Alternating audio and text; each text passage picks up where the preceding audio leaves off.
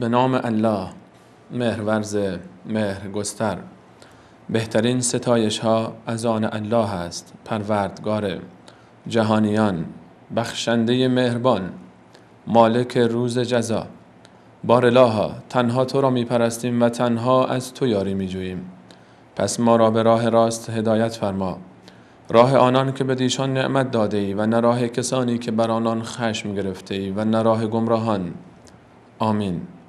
بار الها بر محمد و آل محمد درود فرست، آنگونه که بر ابراهیم و آل ابراهیم درود فرستادی، و بر محمد و آل محمد برکت عنایت فرما، آنگونه که بر ابراهیم و آل ابراهیم برکت عنایت فرمودی.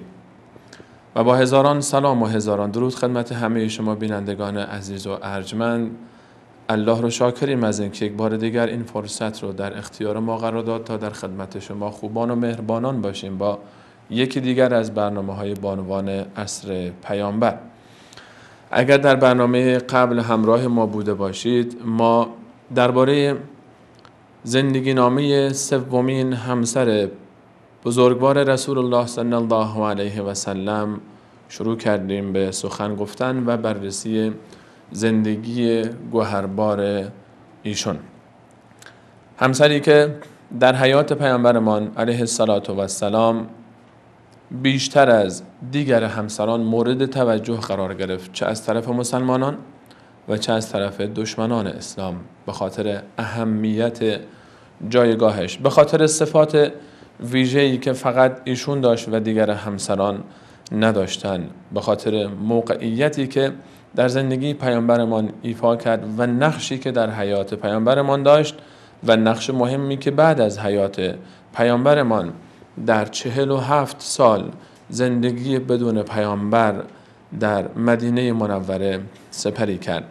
سومین همسر رسول الله صلی الله علیه و سلم کسی نبود جز صدیقه بنت صدیق، دختر صدیق اکبر عایشه صدیقه رضی الله عنها. درباره صدیق اکبر اندکی صحبت کردیم، چیزی نگفتیم از ابوبکر صدیق. اگر بخوایم راجع به ابوبکر صدیق صحبت بکنیم، راجع به جایگاهش، راجع به عظمتش، راجع به مکانتش، باید برنامه‌ها درباره پدر عایشه صدیقه صحبت بکنیم. درباره یار غار رسول الله صلی الله علیه و سلم، همون کسی که قبل از اسلام در میان عرب بعد از محمد امین علیه السلام بزرگ مرد تاریخ مکه و تاریخ بشریت، مرد دوم مکه بود، کسی که 2 سال از پیامبرمان کوچکتر بود و از دوران کودکی به همراه پیامبرمان علیه السلام همراه بود و هرگز در دوران جهالت قبل از اسلام لب به مشروب نزد و شراب نخورد. در جامعه‌ای که شراب خوردن یک چیز عادی بود. به تعبیر امروزی ترش اگر بخوایم ساده تر صحبت بکنیم، در جامعه اون روز عرب، همون جوری که ما امروزه در جامعه فارسی زبان خودمون به راحتی چایی می نوشیم روزانه، بارها اون موقع شراب نوشیده می شد. با این وجود صدیق اکبر لب به شراب نزد. در جامعه‌ای که ازدواج‌های گوناگون وجود داشت، در عرف اون روز جامعه مکه مکرمه ازدواج‌های عجیب و غریب، رابطه‌های نامشروع، صدیق اکبر دامن خودش رو هرگز آلوده نکرد. در جامعه‌ای که 360 بت در کعبه وجود داشت و هر کسی حتی علاوه بر اون چیزی که در کعبه می‌پرستید، در خانه خودش هم بت‌های فراوانی داشت، سنگ‌هایی رو تراشیده بودند و اونها رو نمادی از اولیای خدا می‌دونستند و واسطه‌ای بین خود و الله تعالی، به این بهانه و با این توجیه که روح اون بزرگان میان در این بت حلول میکنن و صدای ما رو میشنون و میرن بین ما و الله تعالی واسطه میشن. با این توجیهات، با این شبهات خطرناک، باز هم صدیق اکبر دامن به این گناه هم نیالود. صدیق اکبر رضی الله عنه، ابوبکر صدیق عبدالله ابن عثمان ابن عامر ابن عمرو نام داشت. نامش عبدالله است، نام پدرش عثمان. عبدالله همون ابوبکر پسر عثمان ابو قحافه هم لقب داشت. عبدالله ابن عثمان، عبدالله ابن ابی قحافه یا ابوبکر ابن ابی قحافه یا ابوبکر ابن عثمان، همه اینها نامهای سردار ما ابوبکر صدیق رضی الله عنه است. ابوبکر صدیق کسی بود که در جامعه قبل از اسلام، در قبل از بعثت رسول الله صلی الله علیه و سلم، در بین عرب مکه محبوب بود. ابوبکر در اخلاقش، در رفتارش، در متانتش، در وقارش، در شجاعتش، در حکمتش و در علمش زبان زد مردم مکه بود. اگر پیامبرمان در مکه نبود، یقینا جانشین ایشون در مکه صدیق اکبر بود. ابوبکر صدیق تاجر ثروتمندی بود که بسیاری از مردم مکه در تجارت اون شریک بودند. در کنار این ثروتی رو که به دست می آورد تنها خودش استفاده نمی کرد، بلکه خانه کرمش همه مردم مکه رو در بر می گرفت، بلکه خارج از مکه هم اگر کسی گذرش به مکه می افتاد از سفره بی پایان صدیق اکبر بی بهره نمی شد. ابوبکر صدیق کسی بود که در شناخت علم نسب شناسی در عرب شهره مردم مکه و اطراف بود. از لحاظ علمی حرفهایی برای گفتن داشت. ابوبکر صدیق حکمتها داشت که محفل ابوبکر صدیق رو گرم نگه داشته بود. علاوه بر این که جوانان می آمدن و از خوان نعمتش استفاده می کردن، از اون حکمتها و اندوخته های علمی هم که داشت استفاده می کردن. ابوبکر صدیق مدافع مظلومان بود. صدیق اکبر همیشه یار و یاور مستضعفان بود، همون گونه که در اسلام هم این مسیر رو ادامه داد. خریدن برده ها، غلام ها و در رأس همه برده ها بلال حبشی، مؤذن رسول الله صلی الله علیه و سلم، غلام آزاد شده صدیق اکبر بود که بعد از این که بلال رو ابوبکر صدیق خرید، اون رو آزاد کرد. از میان کنیزهایی که مورد شکنجه قرار می گرفتن بسیاری رو می خرید و آزاد می کرد. ابوبکر صدیق از بذل و بخشش در قبل از اسلام هم هیچ گونه ترس و هراس و ابایی نداشت، چه برسه بعد از این که ایمان آورد به پیامبرمان علیه السلام. در اون وقت که دست ابوبکر صدیق یار و یاور رسول الله صلی الله علیه و سلم بود در مسیر دعوت. ابوبکر صدیق پدر ام المؤمنین عایشه صدیقه رضی الله عنها است. درباره مادر ام المؤمنین عایشه رضی الله عنها اگر بخوایم صحبت بکنیم، ام رومان زینب بنت عامر بنت اویمر مادر عایشه صدیقه رضی الله عنها است. ایشون قبل از ازدواج با ابوبکر صدیق به عنوان دومین همسر ابوبکر صدیق با شخص دیگری ازدواج کرده بود که بعد از وفات اون شخص ابوبکر صدیق از اونجایی که با شوهر ام رومان پیمان دوستی بسته بود و رسم بود در جامعه عرب که اگر دوستی با دوست دیگری پیمان اخوت، برادری، دوستی و حمایت می‌بستند و یکی از اونها فوت می‌کرد، همسر شخصی که از دنیا رفته بود رو دوستش به عقد خودش در می آورد تا تنها نمونه. ام رومان در عقد ابوبکر صدیق رضی الله عنه 2 فرزند برای ایشون به دنیا آورد که عبدالرحمن برادر تنی ام المؤمنین عایشه و مادرمان عایشه رضی الله عنها. این بانوی بزرگوار بعد از این که رسول الله صلی الله علیه و سلم بعثت خودشون رو آغاز کردن، از اولین کسانی بود که به دعوت توحید لبیک گفت و در راه حمایت از رسالت توحید، در راه خدمتگزاری به پیامبر اکرم صلی الله علیه و سلم و یار غارش صدیق اکبر ابوبکر صدیق هیچ گونه کوتاهی نکرد و در سال 8 هجرت در مدینه منوره از دنیا رفت. رسول الله صلی الله علیه و سلم اون روزی که ایشون رو در قبر میگذاشتن رفتن و دعا کردن و فرمودن یا الله، این بانو ام رومان در راه حمایت از پیامبرت و در راه توحید از هیچ گونه مشکلی و از هیچ گونه ترسی بیم نداشت و پیوسته دین تو رو و پیامبر تو رو یاری کرد و در سختی ها و مشکلات همیشه یار و یاور بود. ایشون رو مغفرت بفرما. این بانو مادر عایشه صدیقه رضی الله عنها زینب بنت عامر بنت اویمر بود. در این خانه ابوبکر صدیق رضی الله عنه چند بار دیگر هم ازدواج کرد. یک بار ازدواج قبلی با مادر اسما خواهر بزرگتر عایشه صدیقه رضی الله عنهما و عبدالله برادر ناتنی مادرمان عایشه صدیقه بود. علاوه بر این بعدها ابوبکر صدیق رضی الله عنه با همسر بیوه جعفر ابن ابی طالب رضی الله عنه اسما بنت امیس ازدواج کرد که حاصل اون ازدواج هم فرزندی به نام محمد ابن ابی بکر بود که محمد هم برادر سوم مادرمان عایشه است. مادرمان عایشه 3 برادر داشت: عبدالرحمن برادر تنی خودش از پدر و مادر و عبدالله برادر ناتنیش که در پدر شریک بودند و محمد ابن ابی بکر که برادر ناتنی دیگر بود که در پدر با هم شریک بودند. محمد ابن ابی بکر بعد از این که ابوبکر صدیق از دنیا رفت با ازدواج مادرش از اسما بنت امیس و علی ابن ابی طالب رضی الله عنهما به گونه‌ای برادر ناتنی حسنین و زینب کبری رضی الله عنهم شد.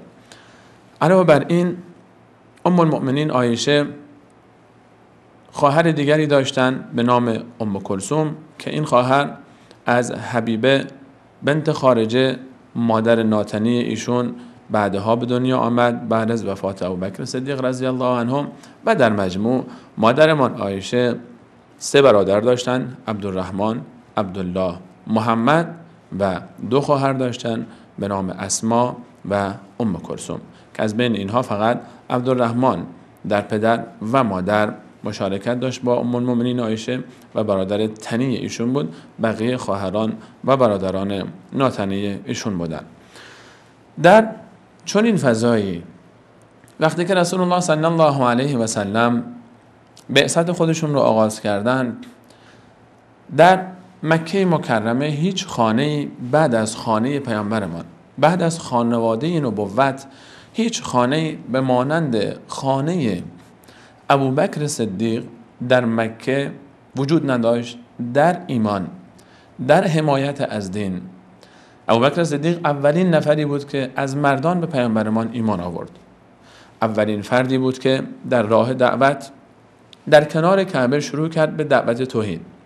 اولین شخصی بود که از رسول الله صلی الله علیه و سلم اون لحظه‌ای که دید مشرکین مکه در کنار کعبه به سردار کائنات حمله ور شدن و ایشون رو مورد آزار و اذیت قرار میدن، رفت و گفت: اتقتلون رجلا ان یقول ربی الله؟ آیا شخصی رو میکشید؟ آیا شخصی رو آزار میدید که میگوید پروردگار من الله هست؟ و اونها به ابوبکر حمله کردند و ایشون رو مورد ضرب و شتم قرار دادن که در بعضی روایات تا 2 روز و 3 روز بعد هم به هوش نیامد. اولین کسی بود که از پیامبرمان دفاع کرد. اولین کسی بود که در راه حمایت از رسول صلی الله علیه و سلم ثروت خود رو آورد. بعد از خدیجه کبری کنار رسول الله صلی الله علیه و سلم قرار داد تا رسول الله صلی الله علیه و سلم هر گونه‌ای که دوست دارند دخل و تصرف بکنند در این مال و این بذل و بخشش تا آخر عمر مبارک رسول الله صلی الله علیه و سلم از طرف صدیق اکبر ادامه داشت. علاوه بر این ام رومان هم ایمان آورده بود، از پیشگامان ایمان بود. مادر ابوبکر سلما دختر صخر هم ایمان آورده بود. خانواده‌ای بود، این خانواده صدیق اکبر که مرد خانه ایمان آورده بود، خانم خانه ایمان آورده بود، مادر ابوبکر ایمان آورده بود، پدر ابوبکر بعدها ایمان آورد، فرزندان هم داخل این خانه ایمان آورده بودند. از معدود خانواده هایی بود که تمام افراد خانواده مشرف به اسلام شده بودند.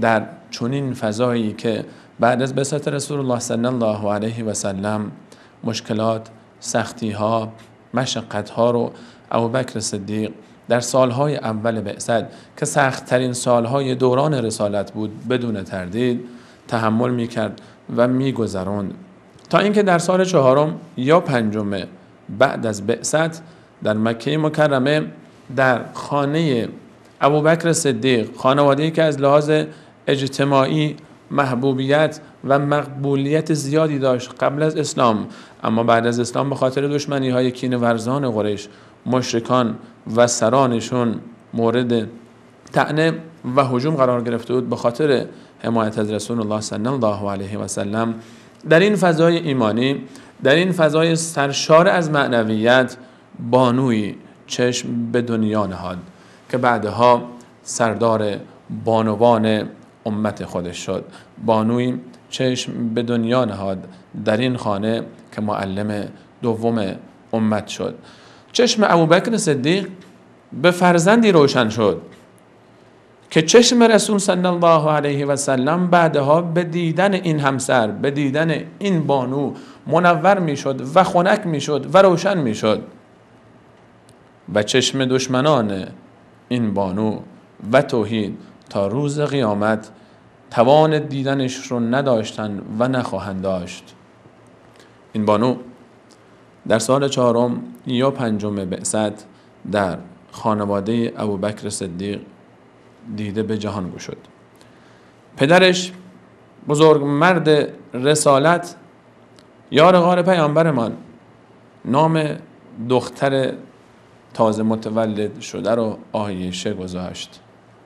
عایشه به معنای سرزنده، به معنای همیشه شاداب، نامی بود که از طرف پدر برای این بانوی بزرگوار انتخاب شد. بعد از یک میان برنامه ادامه ماجرا رو با هم خواهیم شنید. شان أم المؤمنين وشاني هدي المحب لها وضل الشاني إني أقول مبينا عن فضلها ومترجما عن قولها بلساني ما شان أم المؤمنين وشاني هدي المحب لها وضل الشاني إني أقول مبينا عن فضلها ومترجما عن قولها بلساني يا مبغضي لا تأتي قبر محمد فالبيت بيتي والمكان مكاني إني خصصت على نساء محمد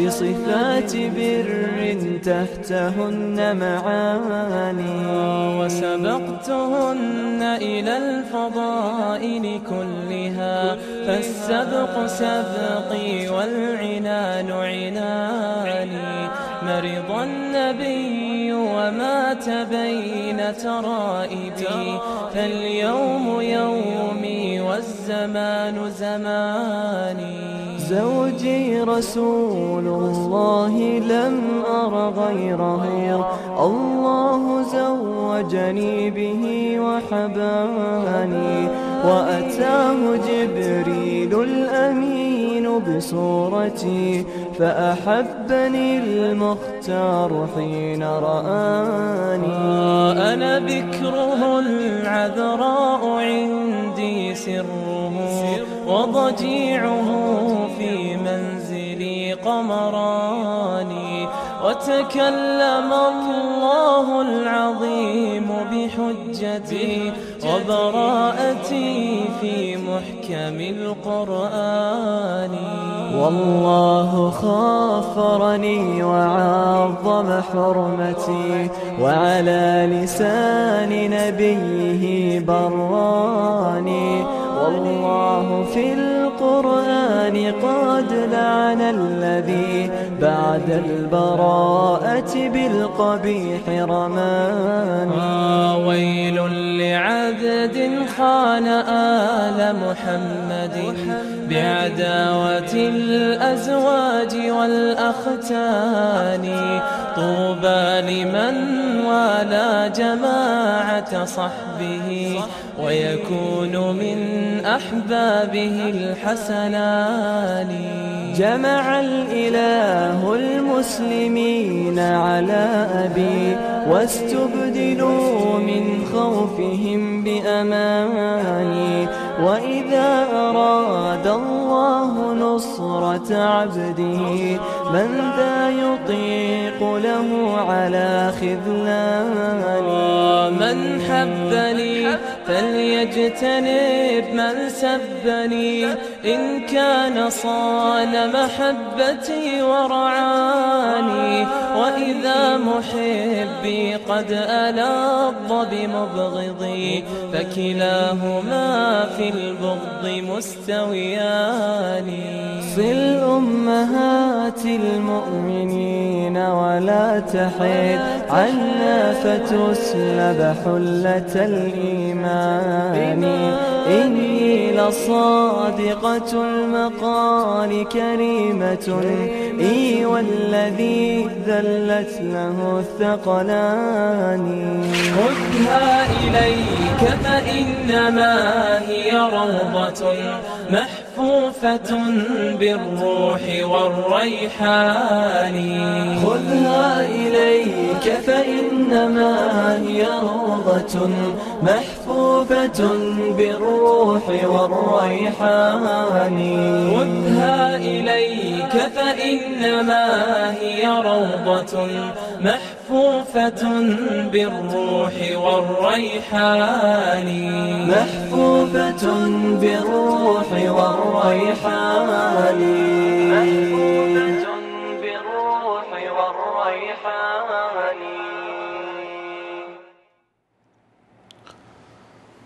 با عرض سلام مجدد، مادرم عایشه رضی الله عنها و فداها ابی و امی در چنین شرایطی به دنیا آمد، در خانواده‌ای که کمتر کسی از اصحاب و هیچ یک از همسران پیامبر اکرم صلی الله علیه و سلم چنین خانواده‌ای رو هنگام تولد نداشتند که تمام افراد خانواده، پدر، مادر، فرزندان، حتی مادر بزرگ به ایمان مشرف شده باشند و در چنین شرایطی به دنیا آمد و مادر و پدر نامش رو عایشه گذاشتند تا سرزنده باشه برای ابد، تا جاودانه بمانه برای ابد. این فرزند آثار نبوغ، آثار هوش و ذکاوت از همون ابتدای تولد در وجودش هویدا بود. فرزندی که هر روز بنا به فرموده خودش بعدها فرمود روزی نبود که در ابتدای روز و در انتهای روز رسول الله صلی الله علیه و سلم به خانه ما سر نزنه و از پدرم خبر نگیره و از ما احوال پرسی نکنه. شرفی که بدون شک به هیچ خانه‌ای در مکه مکرمه نصیب نشد و حتی در مدینه منوره که پیامبرمان روزانه 2 بار به اون خونه سر بزنن و احوال پرسی بکنن. چشمان مبارک مادرمان از همون ابتدا به جمال منور رسول صلی الله علیه و سلم روزانه منور می شد. روزانه پیامبر بزرگوار امت، ابر پیامبر تاریخ رو مشاهده می کردند و قرار بود این شخص همسر آینده این بانو باشه. بانویی که در طول حیاتش فقط 1 بار ازدواج کرد و این هم یکی از امتیازات و دلایل فضیلت ایشون در این باب بر دیگر همسران بود. همسران دیگر پیامبرمان قبل از اون ازدواج کرده بودند 1 بار یا حتی 2 بار، اما این بانو فقط در طول حیاتش با 1 انسان ازدواج کرد و زندگی کرد و اون انسان کسی نبود جز بزرگترین انسان روی زمین. این بانو انقدر از طرف الله تعالی مورد احترام و مورد ارج و ارزش قرار گرفت که فقط افتخار ازدواج با سید المرسلین نصیب ایشون شد در طول حیات. فقط اولین و آخرین همسر عایشه صدیقه رضی الله عنها رسول الله صلی الله علیه و سلم بود. مرد دیگری عایشه صدیقه رو ندید الا رسول الله صلی الله علیه و سلم. رسول الله صلی الله علیه و سلم بعدها بنا به درخواست مادرمان برای ایشان کنیه انتخاب کردند. نامشون عایشه بود و کنیهشون ام عبدالله، مادر عبدالله، در حالی که فرزندی نداشتن به نام عبدالله. از اونجایی که بقیه همسران هر کدوم کنیه‌ای داشتن و غالبا در جامعه عرب چه مرد چه زن هنوز هم این گونه است، کنیه‌ای برای خود انتخاب میکنن، ابو فلان، ام فلان. مادرمان دوست داشتن تا لقب کنیه‌ای داشته باشن در این باب. از رسول الله صلی الله علیه و سلم درخواست کردند بعدها که کنیه‌ای برای ایشون انتخاب بشه و پیامبرمان فرمودن تو رو ام عبدالله صدا میکنیم. عبدالله خواهرزاده مادرمان بود، عبدالله پسر زبیر، عبدالله پسر اسما، عبدالله شیرمردی که بعدها به خلافت رسید. ام عبدالله کنیه مادرمان عایشه رضی الله عنها بود. غیر از اسم و کنیه لقب‌های مختلفی مادرمان در طول حیاتشون داشتن که بهترین اونها، زرین ترین این لقب‌ها و مدال افتخار برای مادرمان و برای خاندان صدیق اکبر لقبی بود که الله تعالی از بالای 7 آسمان بر پیامبرش نازل کرد و تا روز قیامت در قرآن جاودانه مانده است. نه یک لقب بلکه 3 لقب از القاب مادرمان در قرآن جاودانه مانده و هر انسان مسلمانی باید به اونها ایمان بیاره که چرا انکارش کفر بدون شک. اولین این لقب‌ها لقبی است که در آیه 6 سوره مبارکه احزاب الله تعالی خطاب به تمام همسران پیامبرمان و من جمله ام المؤمنین عایشه رضی الله عنها بخشید. اون مدال افتخار لقب مادر مؤمنان بود. النبی اولی بالمؤمنین من انفسهم. پیامبر از جان و مال مسلمان ها برای اونها باید عزیزتر باشه، باید از خودشون هم باید عزیزتر باشه به اونها. و ازواجه امهاتهم. همسران پیامبر مادران مؤمنینند. الله تعالی تک تک همسران پیامبرمان را به این مدال افتخار شرف بخشید که مادر مؤمنان باشند.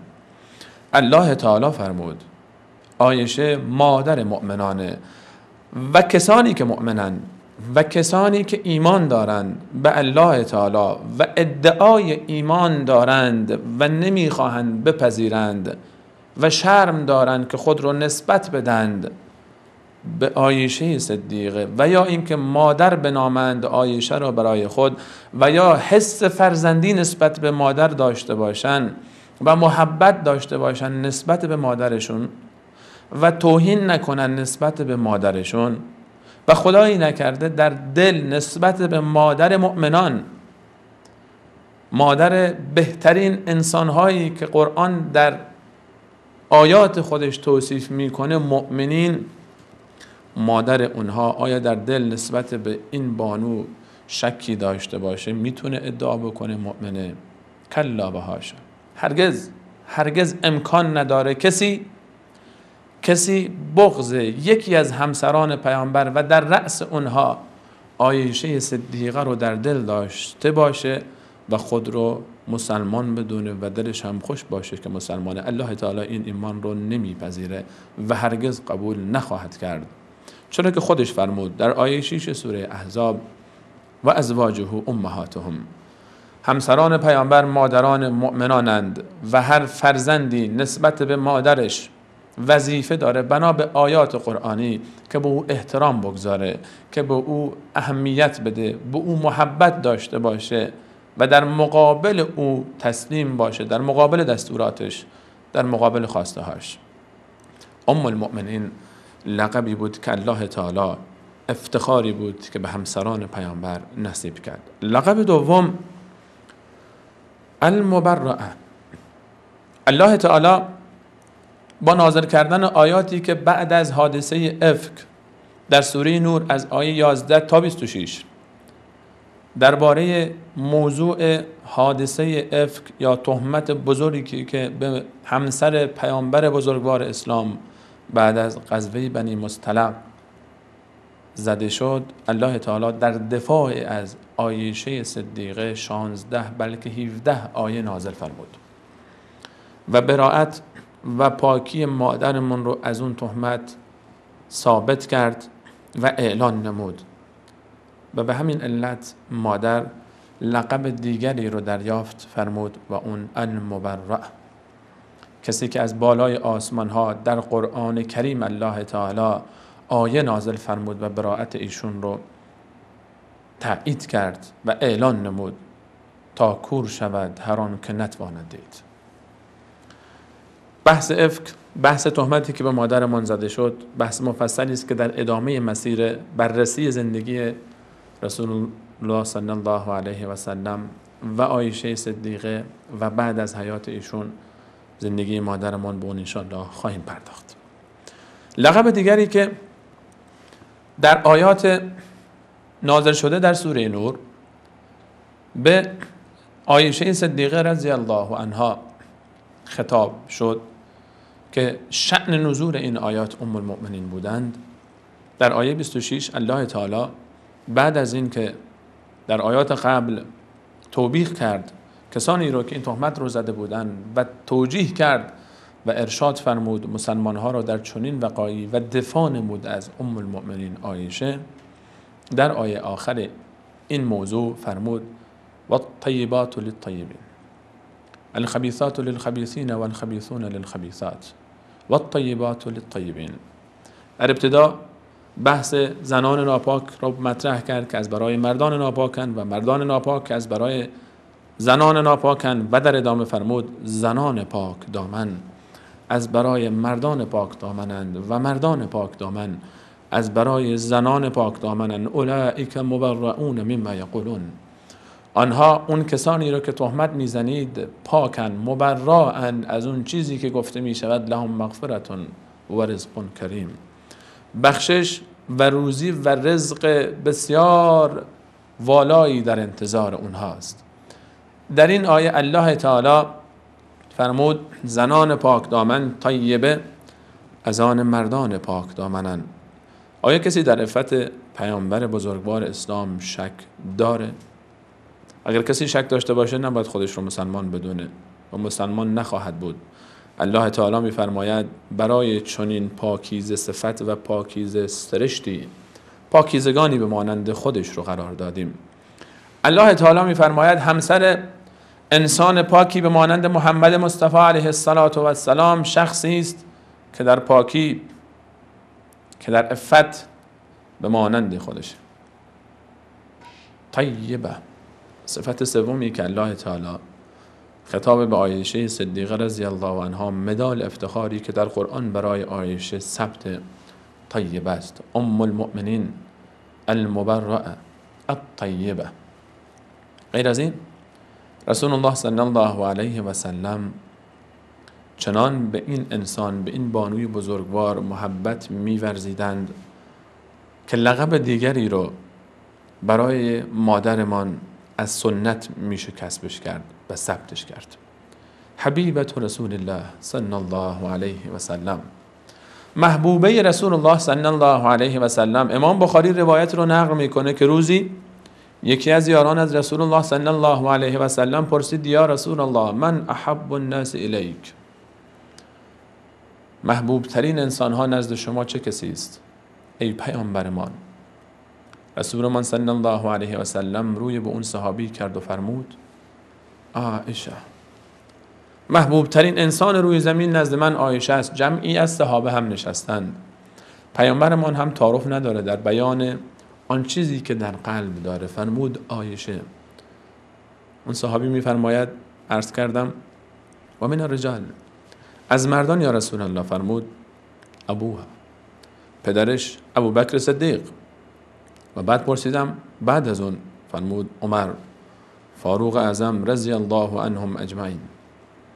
رسول الله صلی الله علیه و سلم به زبان آوردند این جمله رو که محبوب ترین انسان روی زمین نزد من عایشه صدیقه است، صدیقه بنت صدیق، از بانوان و از مردان پدر عایشه صدیقه رضی الله عنهم است. این مدال افتخار از طرف رسول الله صلی الله علیه و سلم مستقیما با عایشه صدیقه داده شد، محبوبه رسول الله صلی الله علیه و سلم. و تمام صحابه این رو میدونستند که رسول الله صلی الله علیه و سلم از میان همسران این بانوی بزرگوار رو بیشتر از دیگران دوست دارند. به خاطر همین حتی وقتی که هدیه می‌بردن به خانه پیامبرمان سعی می‌کردن هدایا رو در روزی تقدیم بکنن به محضر اون حضرت علیه السلام که نوبت عایشه صدیقه است، که پیامبرمان در خانه صدیقه بنت صدیق رفتن و استراحت میکنن. میدونستن که اون روز پیامبرمان از لحاظ روحی و عاطفی محبت بیشتری دارند در اون روز. حتی بعضی از همسران فاطمه زهرا رضی الله عنها سردار بانوان بهشت رو واسطه کردند که برید و به پیامبر بفرمایید که هدایا رو در روز به صحابه بفرمایند که هدایا رو در روزهای غیر از نوبت عایشه هم بیارند. دوست داشتن به هر حال در نوبت اونها هم هدایایی آورده بشه در محضر رسول صلی الله علیه و سلم. رسول الله صلی الله علیه و سلم اعلام کردند، صحابه میدانستند، حتی همسران هم میدانستند. وقتی که ام المؤمنین سعوده بنت زمعه رضی الله عنها که در برنامه‌های گذشته درباره ایشون صحبت کردیم و احساس کردن که پیامبر قصد دارن ایشون رو طلاق بدن، فرمودن یا رسول الله، من فقط همین شرف انتصاب همسری شما برای من کافی است و دوست دارم در دنیا و آخرت همسر شما باشم و نوبت خودم رو میبخشم به عایشه صدیقه، چون میدانستند که پیامبرمان عایشه رو بیشتر دوست دارند و همسران پیامبرمان میدانستند که پیامبرمان عایشه رو بیشتر دوست دارند. اون روزی که در آخرین روزهای حیات پیامبرمان علیه السلام اجازه دادند و گفتن یا رسول الله، شما بیماری خودتون رو در خانه عایشه بگذرانید. وقتی که رسول الله صلی الله علیه و سلم می‌پرسیدند، سوال می‌کردند این انا غدا، این انا غدا، فردا نوبت کیه، پس فردا نوبت کیه؟ هی می‌پرسیدن. همسران درک کردن که پیامبر دوست دارن تا در خانه عایشه باشن و دارن خبر میگیرن که نوبت عایشه کیه. پیامبر با زبان فرمودند، صحابه میدانستند و همسران پیامبرمان نیز میدانستند که عایشه صدیقه دختر صدیق اکبر محبوبه رسول الله صلی الله علیه و سلم و پیامبرمان جز نیکی، جز خوبی، جز پاکی رو دوست نداشتن. خودشون پاک بودن، خودشون نظیف بودن، خودشون بهترین بودن و بهترین ها رو دوست داشتن. محبوبه رسول الله صلی الله علیه و سلم بود مادرمان عایشه صدیقه. علاوه بر این لقب دیگری که یاران پیامبرمان به ایشون دادن صدیقه بود. راست گفتار، راست گو، بسیار صادق در اعتقاد، در رفتار و در گفتار. یکی از صفاتی بود که همیشه بر سر زبان تابعین و صحابه رسول صلی الله علیه و سلم بود. وقتی که از ام المؤمنین عایشه رضی الله عنها نام می‌بردن و یاد می‌کردن، می‌فرمودن صدیقه بنت صدیق، صدیقه دختر صدیق. ام المؤمنین عایشه رضی الله عنها و پدرشون هر دو در کسب این لقب و این افتخار با هم همراه بودند که پیامبرمان ابوبکر رو صدیق نامید، چرا که همیشه پیامبر رو تصدیق کرد. در ابتدای رسالت معجزه نخواست. در شب معراج و حادثه و اتفاق مهم اسراء وقتی آمدند و خبر دادند در جا تایید کرد و لحظه‌ای درنگ نکرد در تصدیق پیامبرمان و مادرمان هم این گونه بود، چرا که در دامان پدری چون ابوبکر بزرگ شده بود، چرا که مربی داخل خانهش در ابتدا صدیق اکبر بود و بعدها بزرگترین مربی تاریخ بشر رسول الله صلی الله علیه و سلم مادرمون رو تربیت کرد. در دامن اسلام متولد شد، در خانه‌ای سراسر از معنویت و ایمان رشد کرد و در مکتب بزرگ پیامبر تاریخ زانوی تلمذ زد تا بعد از حیات ایشون دومین معلم امت باشه. پیامبرمان این شاگرد زیرک، این بانوی بزرگوار، این بانوی سرزنده و شاداب رو چنان دوست داشت که وقتی ایشون رو صدا می کرد تعابیر عجیبی برایشون استفاده می نمودن. تعبیری به مانند همیرا به معنای گل سرخ یکی از القابی بود که پیامبر اکرم صلی الله علیه و سلم برای ابراز محبتشون نسبت به مادرمون عایشه به کار می برد. علامه ابن حجر روایتی رو با سند صحیح نقل میکنه که در اون مادرمون فرمود روزی عده‌ای از غلامان حبشی در مسجد نبی مشغول ورزش و بازی بودند و پیامبر اکرم صلی الله علیه و سلم من رو خطاب کرد یا همیرا، ای همیرا دوست داری که بیای و بازی اینها رو تماشا بکنی؟ من گفتم بله. پیامبرمان صلی الله علیه و سلم وقتی که محبوبه خودشون رو، وقتی که فرزند عزیزترین یار زندگی خودشون رو در خانه آورده بودند، وقتی که در داخل خانه به همراه عایشه صدیقه می نشستند، انقدر از این همراهی، انقدر از این همدمی با صدیقه بنت صدیق راضی و خرسند بودند که ایشون رو به مانند گلی خوشبو نام نهادند که رائحه اخلاقش، رائحه حکمتش، رائحه ایمانش، رائحه زهد و تقواش، رائحه کرم و جود و بخششش رسول الله صلی الله علیه و سلم رو آرام می‌کرد. حتی بعضی وقتها رسول الله صلی الله علیه و سلم وقتی مادرمون رو صدا می‌کردن نمی‌گفتن عایشه، می‌گفتن یا عایش. اسمشون رو نیمه کاره به کار می‌بردن. الان هم تو جامعه فارسی زبان ما هم هست. وقتی که یک شخصی کسی رو دوست داره سعی می‌کنن اسمش رو کامل نمی‌گیرن، نصفه به کار می‌برن. چه دختر چه پسر، چه مرد چه زن باشه، اسمش رو کامل نمیارن، یک تیکه اسم رو فقط میارن به خاطر محبت، به خاطر ابراز علاقه. مادرمان عایشه صدیقه رضی الله عنها نور چشم پدرش بود و هر دو نور چشم رسول الله صلی الله علیه و سلم بودند.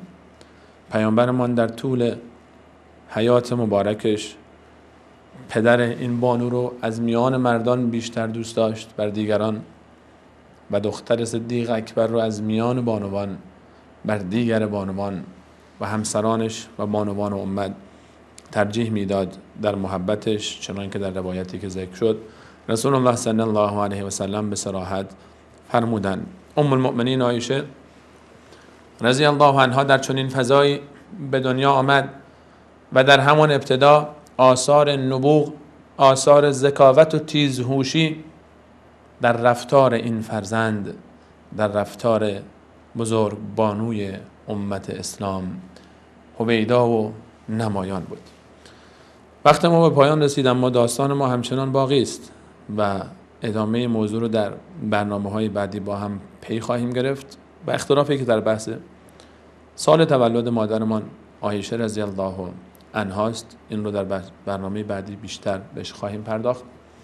و سال و سن ازدواج مادرمان عایشه که دستاویزی شده برای عده‌ای انسان مغرض که به خیال خودشون تونسته باشن طعنی وارد کنن بر خورشید نبوت و ادامه جریان زندگی مادرمون رو در برنامه‌های بعدی که شاید برنامه‌های زیادی هم باشه انشاءالله پیگیری خواهیم کرد. و از اینکه تا این لحظه برنامه خودتون رو یاری کردید از همه شما عزیزان ممنونیم و سپاسگزار و به امید آن روز که در صحرای محشر در برابر پیامبرمان و در برابر خاندان پاکش و اهل بیتش و در رأس اونها همسران و مادرمان عایشه رضی الله عنها روی سفید باشیم و حرفی برای گفتن داشته باشیم و شرمنده نباشیم. همه شما عزیزان رو به الله تعالی میسپارم. الله یار و نگهدار شما باد.